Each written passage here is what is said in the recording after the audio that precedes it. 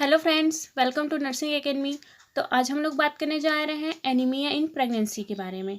Anaemia कैसे होता है, इसके क्या कारण हैं, इसके क्या सिम्टम्स दिखाई देते हैं, इसको कैसे हम मैनेज कर सकते हैं, इसके क्या इफ़ेक्ट पड़ते हैं मदर के में और फीटस के में। तो चलिए वीडियो को स्टार्ट करते हैं।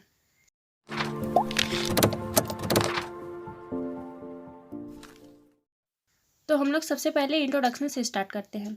तो इंट्रोडक्शन में क्या है, anaemia is a pregnancy is a major health problem in the developing countries. More than two-thirds of the pregnant women in India are anemic, and most of the times it is due to the deficiency of the iron and the folic acid. Study of the anemia is important because it is directly or indirectly responsible for the maternal death, 20 to 30%, and it is associated with the high perinatal loss. ठीक है, तो ये जो anaemia है वो major health problem है हमारे developing country जो है, या यूएसए हो या फिर इंडिया हो, जितना भी ये एनीमिया जो हो मेजर हेल्थ प्रॉब्लम है प्रेगनेंसी के समय में।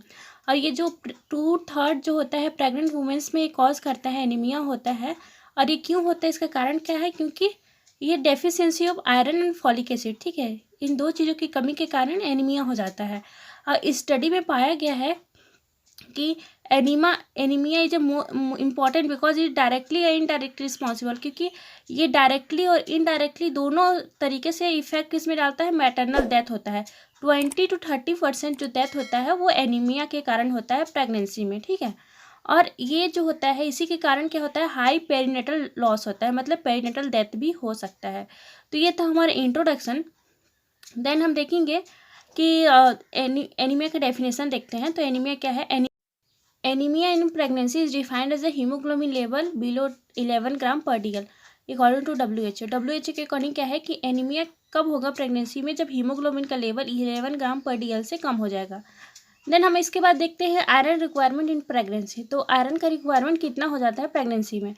तो iron during the pregnancy approximately 1500 gram iron is needed, ठीक है। 1500 ग्राम आयरन की ज़रूरत रहती है, जो किसके लिए हम लोग देखते हैं, ठीक है, क्या क्या चीज़ के लिए ज़रूरत पड़ती है। तो सबसे पहले है the increase in the maternal haemoglobin, 400 से 500 mg, मतलब मैटरनल हीमोग्लोबिन की रिक्वायरमेंट ही बढ़ जाता है 400 से 500 mg तक, ठीक है। एंड फीटस और प्लेसेंटा को कितना ज़रूरत होता है, 300 से 400 mg। Then replacement of the daily loss through the urine, stool and the skin.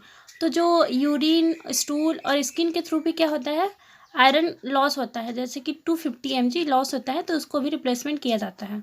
Then replacement of the blood lost a delivery, मतलब डिलीवरी के समय कितना लॉस्ट होता है, ये 200 mg, तो उसको भी रिप्लेसमेंट करना पड़ता है। देन लैक्टेशन के समय 1 mg पर डे क्या होता है, लैक्टेशन के ड्यूरिंग आयरन की डेफिशिएंसी होती है, ठीक है, कमी होती है, तो उसको भी फुलफिल करना बहुत ज़्यादा ज़रूरी होता है। तो ड्यूरिंग प्रेगनेंसी 1500 mg आयरन क्या है, नीडेड होता है।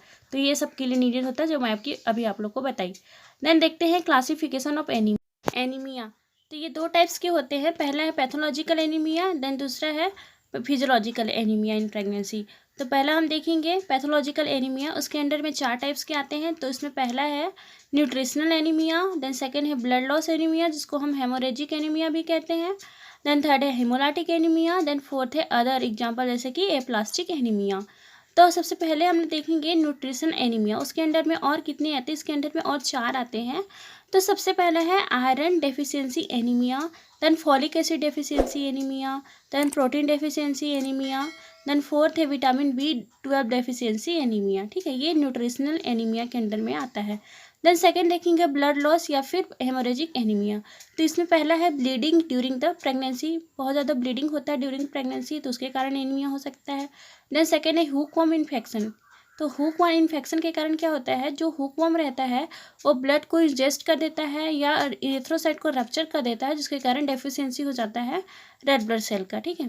देन थर्ड है हीमोलाइटिक एनीमिया। तो हीमोलाइटिक मतलब कि जो ब्लड सेल्स रहते हैं वो डिस्ट्रक्शन होने लगता है उन लोग का। तो इसमें होता है जैसे मलेरिया के जो पैरासाइट्स होते हैं उसके कारण डिस्ट्रक्शन होता है। Then sickle cell anaemia, then haemoglobinopathies, ठीक है। देन डी देखेंगे, तो डी में अदर टाइप है एप्लास्टिक एनीमिया। तो ये था हमारा पैथोलॉजिकल एनीमिया। देन हम इसके बाद देखेंगे फिजियोलॉजिकल एनीमिया ऑफ प्रेगनेंसी। तो फिजियोलॉजिकल एनीमिया इन प्रेगनेंसी देखते हैं। There is a marked demand of the extra iron during the pregnancy, especially in the second half. Even the adequate diet cannot provide the extra demand of iron. Thus, there always remain a physiological iron deficiency state during the pregnancy. As a result, there is not only the fall in the hemoglobin concentration and the hematocrit value in the second half of the pregnancy, but there is also associated with the low serum iron or increase the iron binding capacity and increase the rate of the iron absorption are found in the iron deficiency anaemia. तो जो physiological anaemia है उसमें क्या होता है, जो during the pregnancy क्या होता है, आयरन की डिमांड और ज़्यादा बढ़ जाती है। ये specially second half of pregnancy में होता है, ठीक है। और ये एडिक्वेट अगर डाइट भी लेना तो भी ये क्या होता है, ये ठीक नहीं होता, इसमें एक्स्ट्रा डिमांड की पूर्ति नहीं किया जा सकता। तो फिजियोलॉजिकल आयरन डेफिशिएंसी एनीमिया में ड्यूरिंग प्रेगनेंसी क्या होता है, जो हीमोग्लोबिन का कंसंट्रेशन है और हीमेटोक्रिट का जो वैल्यू है वो कम हो जाता है। ये सिर्फ इतना ही नहीं कम होता, मतलब हीमोग्लोबिन का कंसंट्रेशन और हीमेटोक्रिट का वैल्यू ही सिर्फ कम नहीं होता, साथ में ही क्या हो जाता है, ये लो आयरन सीरम हो जाता है एंड जो आयरन की बाइंडिंग कैपेसिटी है वो बढ़ जाती है ड्यूरिंग प्रेगनेंसी, ठीक है। तो बढ़ जाने के कारण क्या हो जाता है, जो आयरन का एब्जॉर्प्शन है उसका भी वो भी बढ़ जाता है। आयरन का एब्जॉर्प्शन बहुत जल्दी होगा, जिसके कारण आयरन डेफिशिएंसी एनीमिया हो जाता है, ठीक है। तो ये है हमारा फिजियोलॉजिकल, क्या क्या फिजियोलॉजिकल चेंजेस होते हैं ड्यूरिंग द प्रेगनेंसी की आयरन का डिमांड बढ़ जाता है।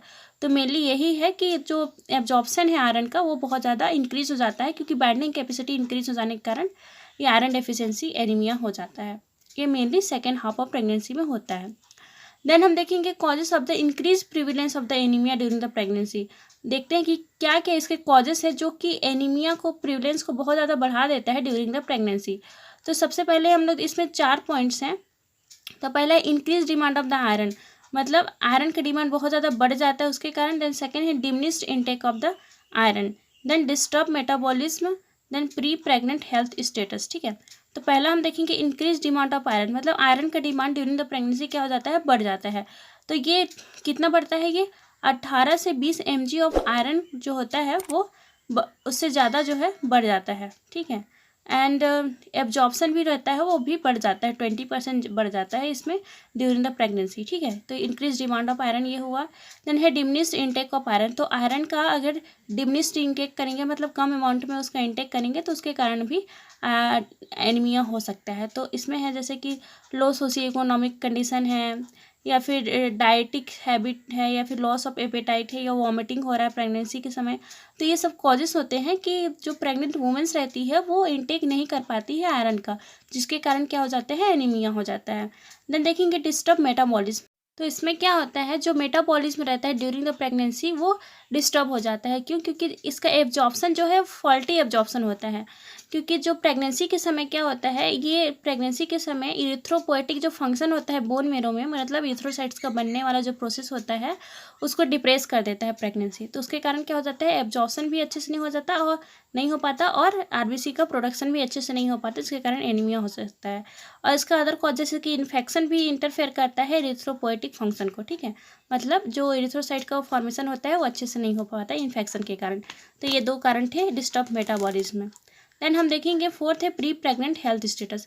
तो इसमें अगर जो मदर है वो अगर प्री प्रेग्नेंट स्टेट में ही अगर उसका हीमोग्लोबिन लेवल अच्छे से नहीं है, तो उसके कारण भी क्या हो सकता है, एनीमिया हो सकता है ड्यूरिंग द प्रेगनेंसी। तो ये भी एक कॉजेस हैं, ठीक है। तो ये 4 कॉजेस थे जिसमें हमने देखे increase demand of iron, diminished intake of iron and disturb metabolism, that pre pregnant health status. Then हम लोग इसके बाद देखते हैं एक्सेस डिमांड। तो during the pregnancy excess demand बहुत ज़्यादा बढ़ जाता है, तो ये भी एक कारण है, ठीक है। तो इसमें क्या है, multiple pregnancy increase the iron demand by the 2-fold। तो जो मल्टीपल प्रेगनेंसी में बहुत ज़्यादा और डिमांड बढ़ जाता है, क्योंकि इसमें 2 बेबी रहते हैं उसके कारण, और आयरन की रिक्वायरमेंट और ज़्यादा बढ़ जाता है, ठीक है। देन सेकेंड है कि जो womens with the rapidly recurring pregnancy within the 2 years, ठीक है। तो जो मदर रहती है अगर 2 साल के अंदर में ही अगर फिर से कंसीव कर रही है, तो उसमें और ज़्यादा चांसेस रहता है एनीमिया का, क्योंकि जो बॉडी रहता है वो फिर हील नहीं हो पाया रहता है अच्छे से, उसमें आरबीसी बन नहीं पाए रहते हैं, जो कि फिर से जो बेबी आ रहा है उसको अच्छे से रिक्वायरमेंट दिला पाए, ठीक है। तो इसीलिए इसमें भी एनीमिया होने का चांस रहता है। थर्ड पॉइंट ये है कि जो मदर 21 ईयर्स से अगर कम रहते हैं, जैसे कि मान लीजिए 18 ईयर्स, तो उनमें क्या होता है, उतना वो मेच्योर नहीं रहते हैं कि वो सफिशिएंट अमाउंट में आरबीसी का प्रोडक्शन कर पाएँ और अपने बेबी को सर्वाइव कर पाएँ, तो इसीलिए इनमें भी एनीमिया होने का चांस रहता है। ठीक है, तो ये था एक्सेस डिमांड कब कब बढ़ जाता है। तो ड्यूरिंग मल्टीपल प्रेगनेंसी में और 2 ईयर्स के विदिन में अगर कंसीव कर रहे हैं तो, या फिर 21 ईयर से अगर कम एज है तो। ठीक है, तो ये था हमारा एक्सेस डिमांड। तो ये था हमारा overall anaemia in pregnancy. Then मैं specific iron deficiency anaemia in pregnancy को नेक्स्ट वीडियो में बताऊंगी। तो प्लीज़ अगर ये वीडियो आपको समझ में आई हो तो प्लीज़ लाइक कर दीजिएगा एंड सब्सक्राइब कर दीजिएगा। Thank you.